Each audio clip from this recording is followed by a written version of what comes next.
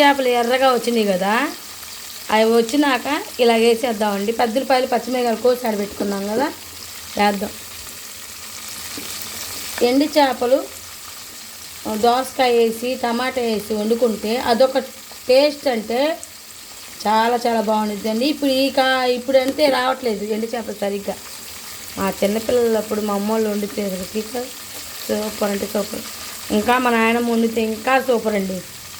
మా అత్తగారు కూడా బాగానే వండిద్ది, చాలా బాగా వండిద్ది. ఎండు చేపలు ఇందాక చూపించలేదు అక్క అనుకోవచ్చు, చూపించానండి. అది కట్ అయింది దబక్కన. ఎందుకు కట్ అయిందో అర్థం కావాలా, కట్ అయిపోయింది. బాగా వేసి శుభ్రంగా ఎర్రగా తర్వాత పెద్దలపాయలు వేయాలి. చింతపండు మీ ఇష్టం అండి, వేసుకోవచ్చు. దోసకాయ టమాటాతోనే సరిపోయిద్ది. నేను వేసుకుంటా ఇంత చింతపండు నానేసానండి. అంతలోకి వేగిపోయినాయి అన్నీ. దోసకాయ టమాటా వేద్దాం, మగ్గిద్ది శుభ్రంగా. బాగా మగ్గినాక చింతపండు తీసేసుకోవచ్చు. నానబెట్టాను చింతపండు, ఇందా చూపించాను కదా, అంత నానబెట్టా.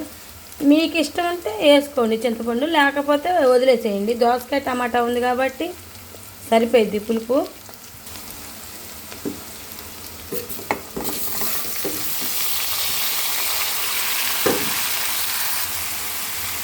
వేసేసానండి. వేసేసి ఇప్పుడు పసుపు కొద్దిగా ఉప్పు వేసుకుందాం. ముక్కల్లోకి మగ్గిద్ది, బాగా పట్టిద్ది. పసుపు వేద్దాం.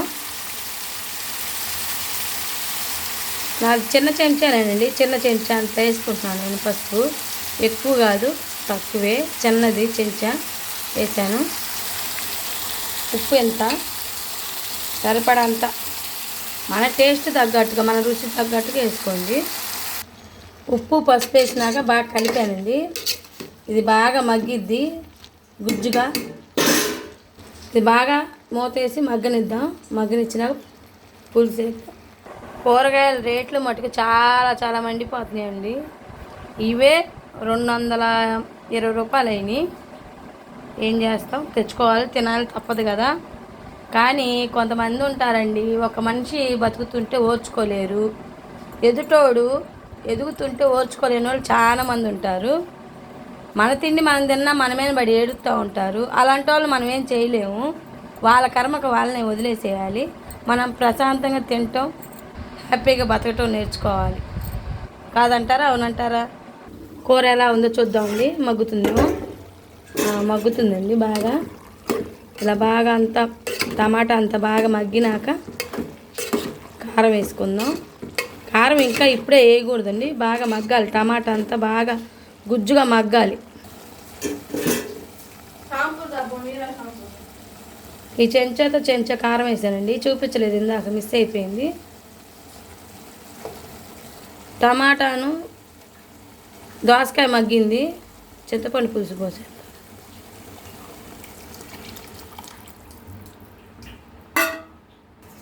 కొద్దిగా నీళ్ళు పోసుకుందామండి.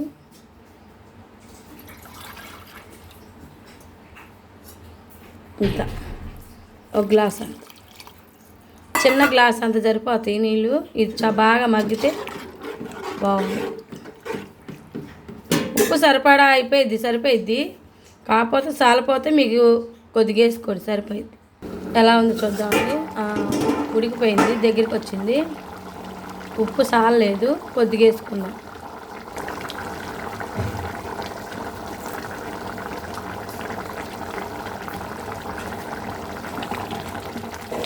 దోసకాయ ఇంకొద్దిగా ఉడకాలి, ఆ తెల్లగా ఉన్నదంతా పోవాలి.